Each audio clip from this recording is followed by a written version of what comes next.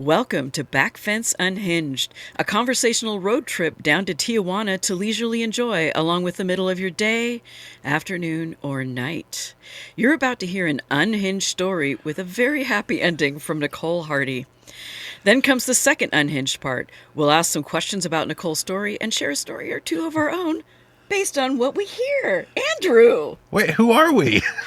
Andrew! And Frayn! Yes, we're here again, and we're so excited to be here. And I think it's fun that we're just shocked every time that we're in the same room doing a podcast. How did we just both end How up did we here? get here? We had to make a series of, from the time we learned how to walk and talk, we made a series of life choices, and all of those choices built to us ending up in a podcast booth together. This is the culminating moment. This is the culminating moment. Yeah. So, Frayn, I have to ask, is massage part of your sort of self-care regime? I only like a really, really deep massage. I like deep tissue. Yeah, I like an elbow under my scapula. When they're like, they keep asking, like, does this hurt? You Tell know, me I'm if like, it hurts. no, make it hurt more. I like a thumb under my clavicle. Oh, yeah. Okay. You know? Yeah. How about you? Yeah, I mean, yeah, I do. I don't get massages regularly, but when I do, I'm always like, fucking hey, that was great. Yeah, I have a weird thing, like with pedicures and manicures, I don't like them to be long and leisurely. I like them to be like, get it over with. Yeah. And then the same with massages. I like a 60-minute massage, but a 90-minute massage, I'll start to get anxious. What about like a 10-minute mall massage? A 10-minute mall massage from a bear? Oh, different kind of mall. I got you. Okay.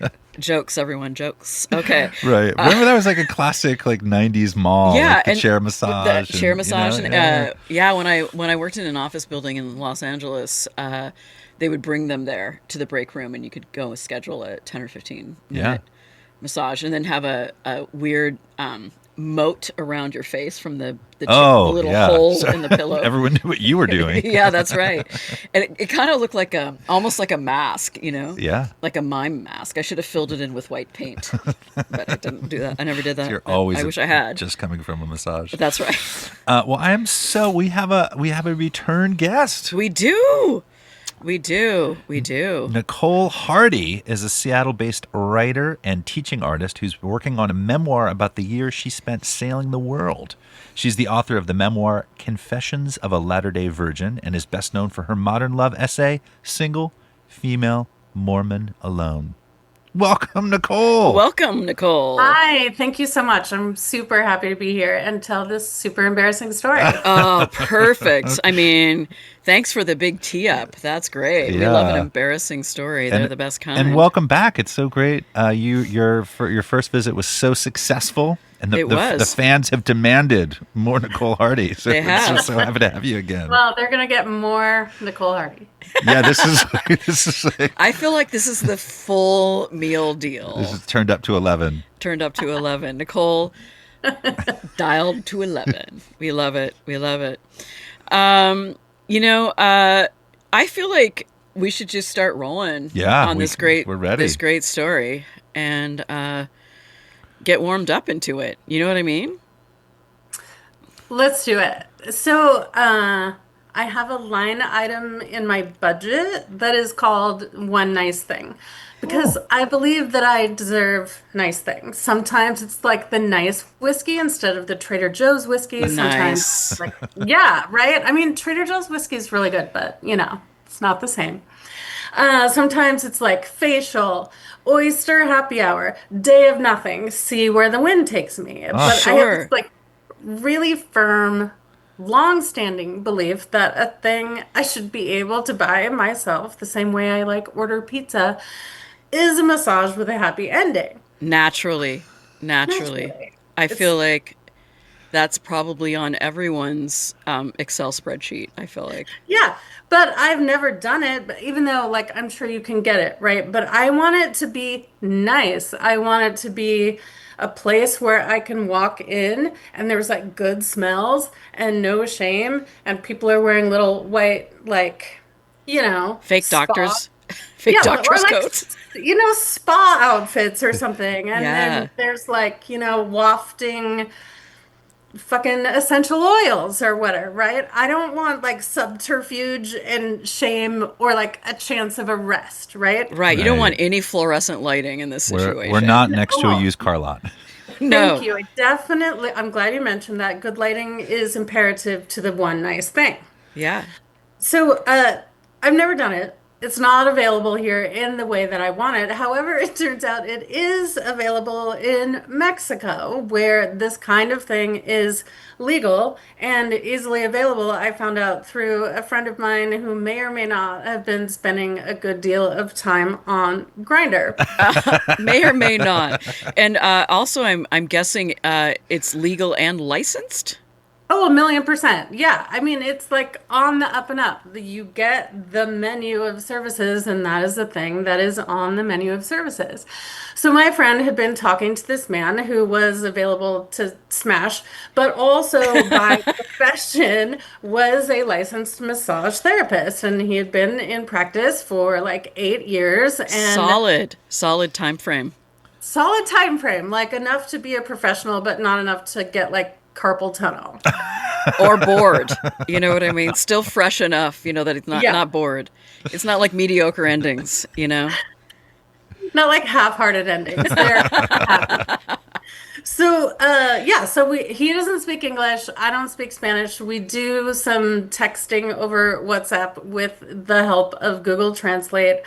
And we make an appointment. He arranges to come to the house. He arrives at the front door. He's like 6'3". He's very young. He's super gay. He has hands the size of bear paws.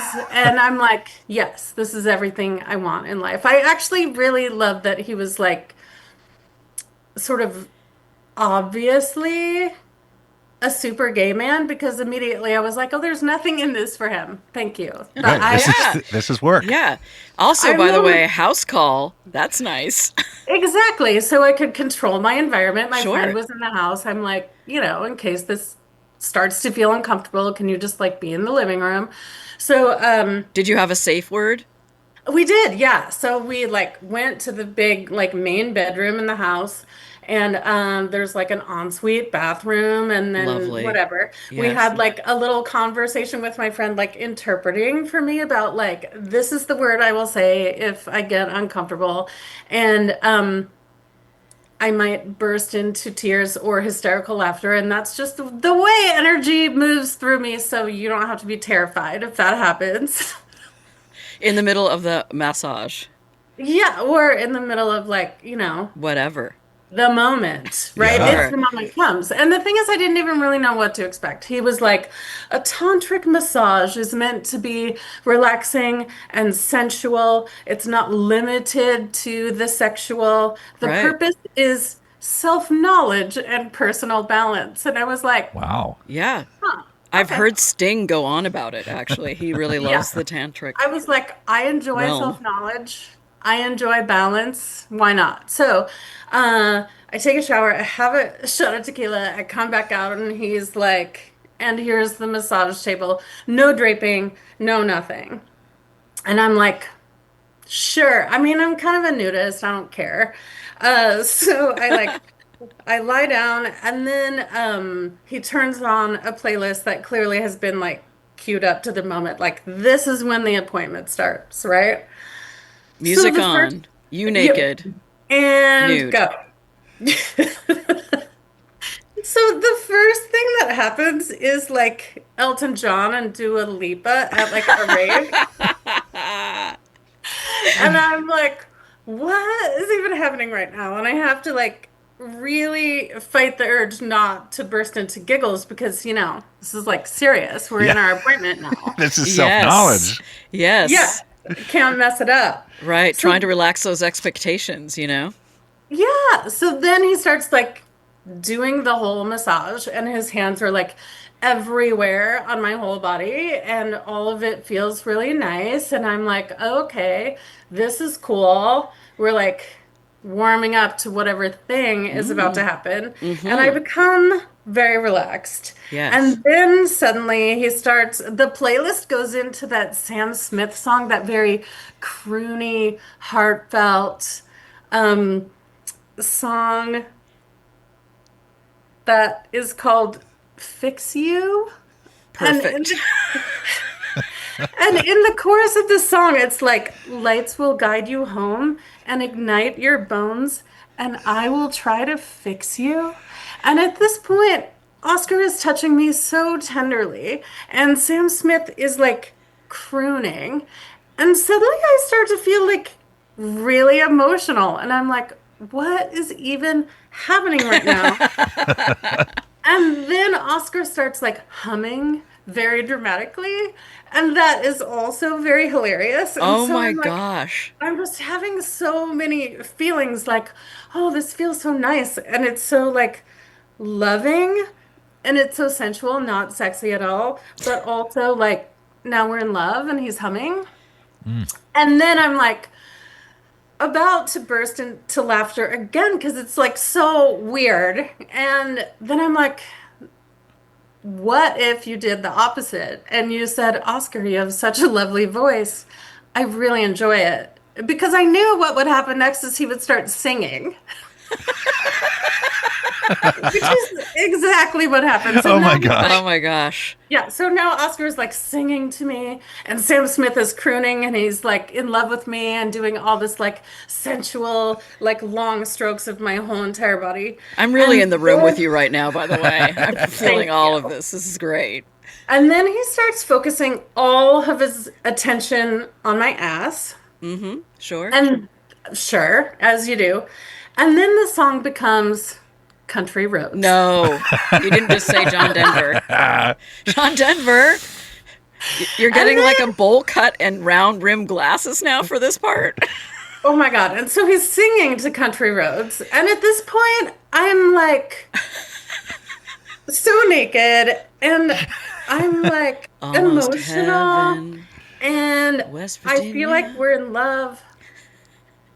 And I can't, I mean, like, I get that intellectually this is so bizarre and hilarious, but I can't even get to the point of dying laughing about it because I'm just like in it now. And I'm like, do whatever you want. I'm here for it, You've right? committed to the moment. I'm so committed. So then suddenly there's this moment where I'm like, oh, did he just like turn up the ceiling fan to high? No, that is not what he did because what he did do was begin blowing on my asshole.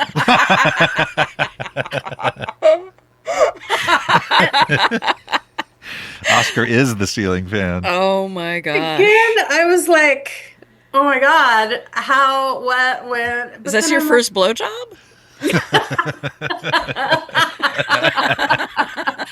so then again, I'm like, Nicole, the challenge here is to accept the gift that you have purchased for yourself. Yes. Yes, the artist's mind. Right? So I'm like, okay, just accept whatever happens.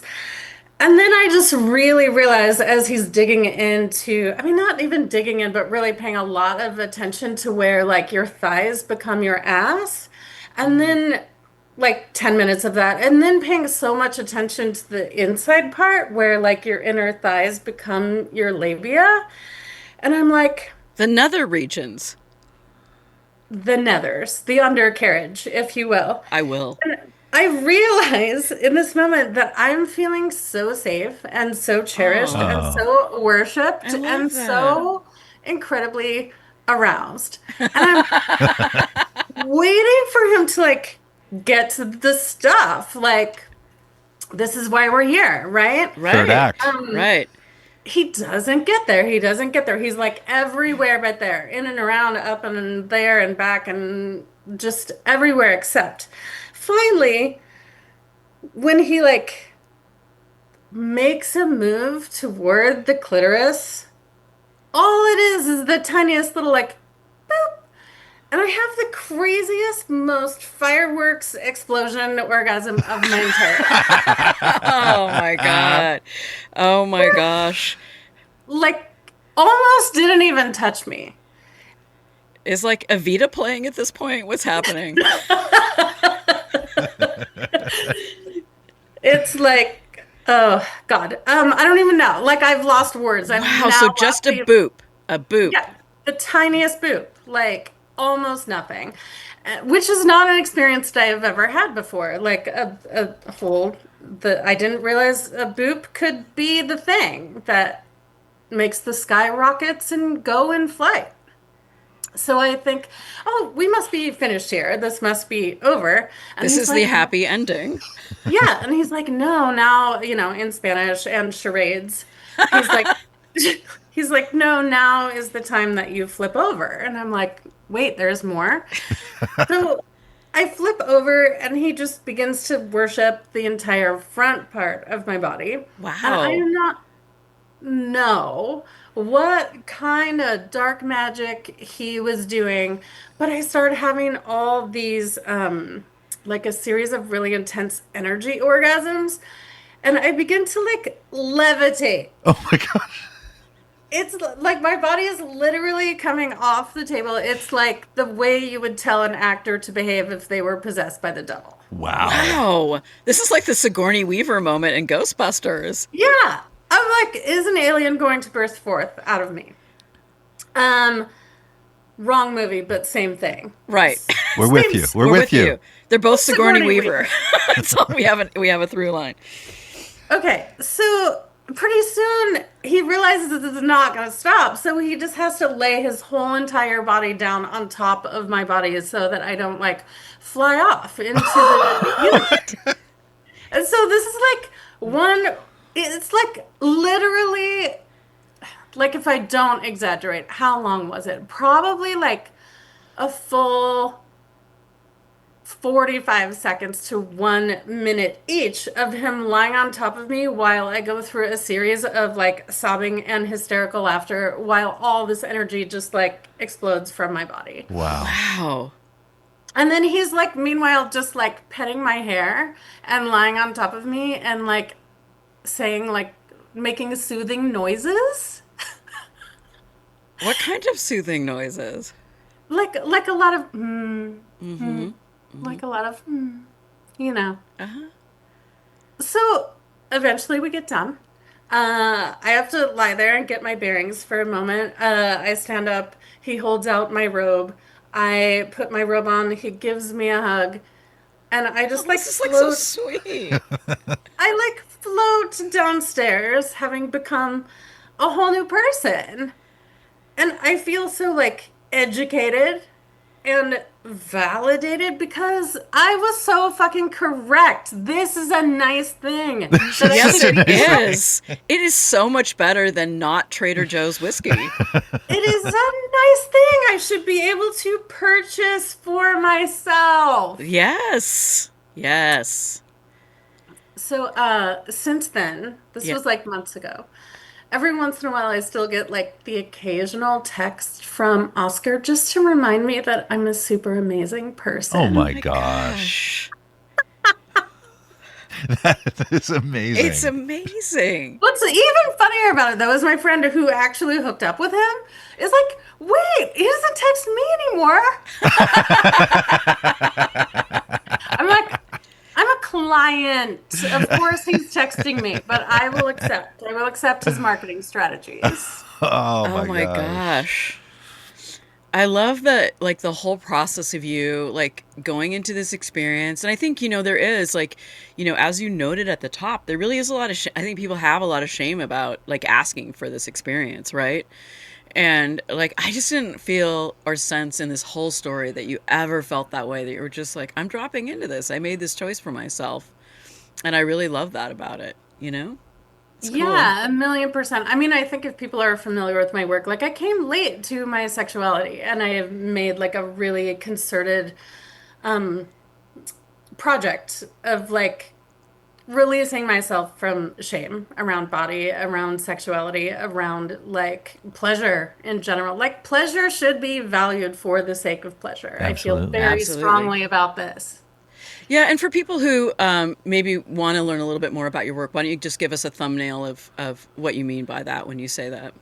Um, I released a memoir, well, this modern love essay that I wrote, it was a long time ago, like 2010, 11, I think it came out, and I wrote about growing up in the Mormon church and very unexpectedly leaving in my mid 30s. And the crux of the problem was that if you are not married, you're not allowed to have sex, but if you are married, you're expected to kind of give up all your hopes and dreams and ambitions and be a stay-at-home mom and raise a bunch of children. And I didn't want kids, so no one would marry me. And I didn't want to be celibate forever and also be judged by my entire community for having the wrong priorities. And reached a breaking point in my like mid to late 30s where I decided I had to leave my faith and become a whole new person and figure out how to be a sexual being at like age 36. Wow. So, Amazing. yeah. So this makes this makes a lot of sense. I grew up Catholic, and I always had this real fear that Jesus really was watching. Even though like I never really bought into the religion, I always just when I was in my room by myself, I just thought Jesus could be watching right now, like those little statues where he's always standing over people. And so it sort of it took me a long time to be able to relax enough to like do it all the way. And so before my 21st, you might have heard this story before. Before my 21st birthday, I just decided like I can't turn 21 and be a virgin. And so I was an improviser at the time, and I asked my improvising. I went to his house and asked him to de-virgin me. It was hilarious. Oh my God, it's a hilarious story. He said it because he was watching a baseball game, and he was like, "This guy makes it home." Well, we were sitting on one of his futons, and he was like, "We'll go upstairs to my second futon if this guy makes it home." Wow. And he made it home. What if he hadn't made it home? I don't know. Perhaps still a virgin right now. A door that doesn't open. Good. Yeah. Wow. It was very funny. We have to do an episode where you just tell that story, Frayn. Maybe I will. We can coax it out of me. Very good story. But what I like about your story and about mine is we sort of chose when and where and why and with whom. And Yeah.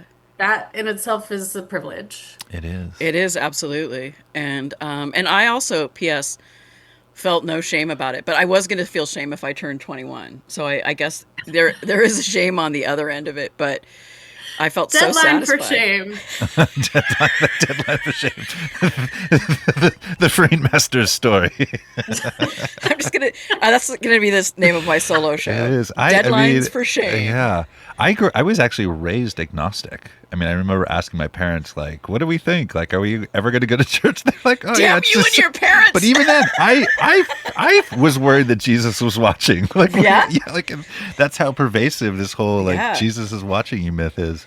It really is yeah. big time. It was, yeah. Oh, my gosh. Not even that I really believed in, like, hell or that I was going to go anywhere bad, but there was just something I guess, going to church all the time just really did ingrain some such thing in me. So Yeah. Well, do you think Oscar might be invited back? Yes. And part two of this story is that after this, I was still in Mexico I was house sitting for a friend. So I was there for many weeks. And Oscar and I made a follow-up appointment, and he said, "This time, would you like the erotic massage?" Oh, and I was like, "What are you? As opposed to the PG? What are we with it? the PG tantric massage. What are you even saying to me right now?" And so I was like, "Sure, let's see what happens." But I will tell you, I actually preferred the tantric massage that we Interesting. had in the one that I told you about just now. Wow, what a fabulous story. I'm Yeah. reflecting, like, I think the most insane thing, like the intense thing that ever happened to me during massage is I had a massage therapist just tell me that I needed to be barefoot more often. And so I did. But that's it. So you'd have to disrobe your feet more often? Yeah, she was just like, you just need to be more connected to the earth. So Wow. I was pretty good about that for a couple of years. That's amazing. Yeah, that's all I got on the massage front. I don't know if I've ever had a weird massage. I didn't mean weird. Your experience was not weird, Nicole. That's not what I'm saying. Do I have any interesting transformative massage things? I do. When my back gets, especially if I'm getting cupped. I did say cupped. You know why? Because cup you. All right. I will see like a weird, You know how sometimes in illustrations they'll show the reverse image of a forest, so you see the reflection underneath, so the trees are like pointing down, and Hmm. so I see a whole forested landscape inside my body when I'm getting cupped a Wow. lot. So Wow. anyway, That Well, is so cool and very transformative. right? yeah. Yes, And on that note, you know what else can be transformative? Reading. it sure can. So, hey, Nice y'all, segue, Andrew. it's time for Bree's Hot Minute, brought to you by Powell's bookstore manager, Bree Hogue. Bree's been listening intently as she's been getting acupuncture, Oh, actually. And she's got some tasty book recommendations based on the themes from Nicole's story. all right. Thank you so much, Bree. And um, where can we find out more about you, Nicole? Where can people go? Where can people head to? Uh, authornicolehardy.com is my website, where I talk about teaching and upcoming projects and stuff like that. And then I'm on Instagram at Nicole Hardy Writes, although I haven't been much on the socials lately because it makes me feel bad. But I keep having these thoughts that I should be on there telling hilarious stories to make people enjoy their time on the socials. Yeah, Yeah. absolutely. Lovely. Well, hey, before we get to our last question, thank you, listeners, Yeah. for our podcast is growing, and we have you to thank. So please share, subscribe, comment, give us a bunch of stars. We really appreciate it and this great platform for these wonderful stories. Yeah, thank you so much. And Nicole, so our final question we always ask is what's a small, seemingly small thing or innocuous thing that kind of makes you become unhinged or unglued? Oh, I gave you my big one last time. Oh, thinking. I have such a long fuse and then I really lose my shit. Oh, I told you last time that it's when people say they value my time and then they put me on hold for like 10,000 hours. Yes. That's really a good one.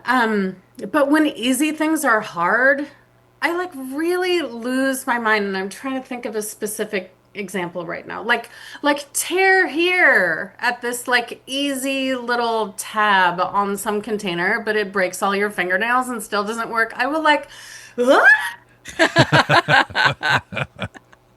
Yeah, when Yeah. easy things are hard, I can't handle it. Or when just like turning on your computer takes 20 minutes, I'm like, are you kidding?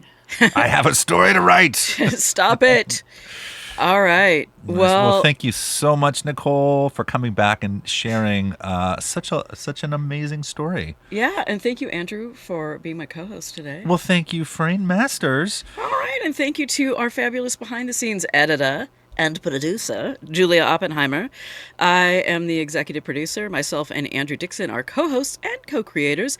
Thank you to musician and frontman for Lost Lander, Matt Sheehy, for creating our theme music. And thank you to Powell's Books and Kiln Co working Space for making this episode and our live shows possible. We recorded this show at X-Ray FM. Find them online or at 91.1 or 107.1. You can find out about Andrew, myself, and Backfence Storytelling shows and workshops at backfencestorytelling.com. And thank you once again for being a glorious listener. Bye. Bye.